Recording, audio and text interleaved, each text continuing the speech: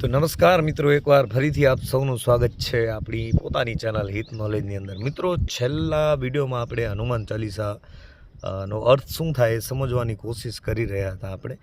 અને એ વિડીયોમાં મેં કીધું છે કે એક ભાવાર્થ આ હનુમાન ચાલીસાનો હું સમજાવી રહ્યો છું, જે સંપૂર્ણપણે સત્ય હોય એવું માની નહીં ચાલવાનું, કારણ કે એ હું બિલકુલ દાવો નથી કરી રહ્યો, પણ જે સોર્સથી મને એનો અર્થ જાણવા મળ્યો છે એ હું તમારા સુધી પહોંચાડું છું।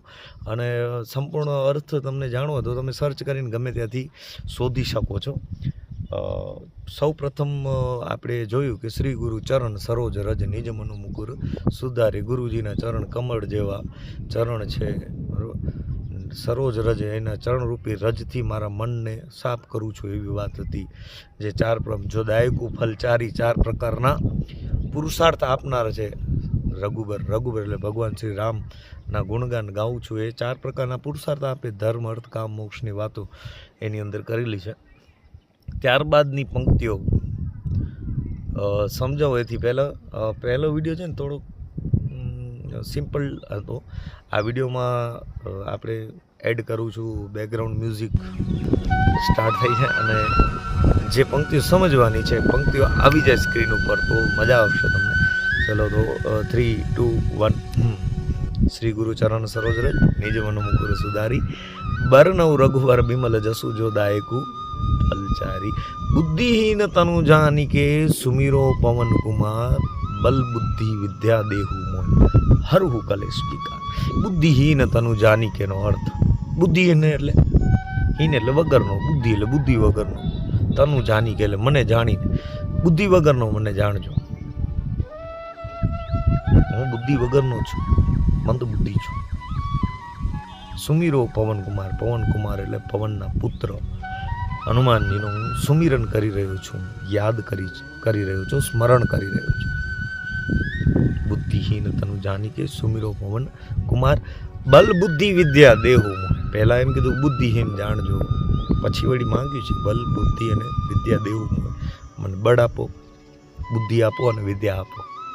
બલ બુદ્ધિ વિદ્યા દેહુ મોય હરહુ કલેશ વિકાર। જો માંગવું પડે ભગવાન પાસે, ઘણી વખત એમ કહેતા હોય લોકો પાસેથી સાંભળ્યું છે કે ભગવાન પાસેથી મંગાય નહીં, શા માટે ન મંગાય? માગવું પડે।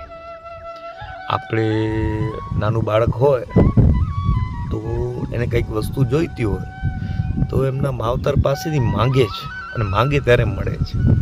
તો ઈશ્વર પાસે, ઈશ્વરને, પ્રભુને, પરમાત્માને આભાર વ્યક્ત તો દરરોજ કરવો જ જોઈએ, પણ આપણો હક બને છે માંગવાનો। ઘણા બધા આપણે ભિખારી બનીને જઈએ, ભિખારી નથી, ભક્ત બનીને જઈએ છીએ। દરેક માંગનાર ભિખારી નથી હોતા। માંગવાની ભાવના કેવી છે તમારી, તમે કયા સમર્પણ ભાવે પ્રભુ સામે ગયા છો એ વધારે માયને રાખે છે। તો બલ બુદ્ધિ અને વિદ્યા દેહુ મને આપો, બલ બુદ્ધિ અને વિદ્યા હરહુ કલેશ વિકાર। આપો અને લઈ લો। શું આપો? બલ બુદ્ધિ ને વિદ્યા આપો ને ક્લેશ ને વિકાર લઈ લો। ક્લેશ એટલે શું? તો મનની અંદર જે પીડાઓ છે એ ક્લેશ છે। વિકાર અને ક્લેશ મને એક જેવા શબ્દ લાગે છે બને। ક્લેશ જે છે એ માનસિક જે પીડાઓ છે ને એ ક્લેશ છે। કોઈથી ઝઘડો કરવાની ઈચ્છા થાય એ ક્લેશ, ઝઘડો કરો છો એ ક્લેશ। આપણે અવારનવાર સાંભળતો હોય ઘરમાં ક્લેશ થાય છે એટલે ઝઘડો, અશાંતિ એ ક્લેશ છે। વિકાર તો અહમભાવ, ઘમંડ એ વિકાર છે। ઈર્ષાભાવ એ પણ એક માણસની અંદર જેટલી પણ નકારાત્મક બાબતો છે એ ક્લેશ ને વિકાર છે, એ લઈ લો।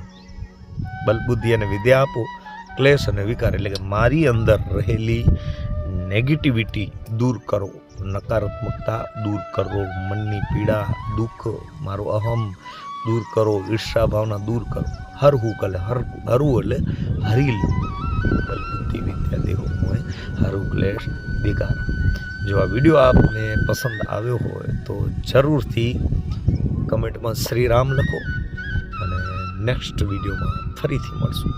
પહેલા વિડીયોમાં અપાર સફળતા મળી છે, 72 જેટલા વ્યૂઅર્સ થઈ ગયા છે અને અણધાર્યા વ્યૂઅર્સ મળ્યા છે, અને ફરીથી આ વિડીયોમાં પણ એથી વિશેષ વ્યૂઅર્સ સુધી આ વિડીયો પહોંચે એવી હું ઈચ્છા રાખું છું। તો બસ આજ માટે એટલું જ। બધાને જય જય શ્રી રામ।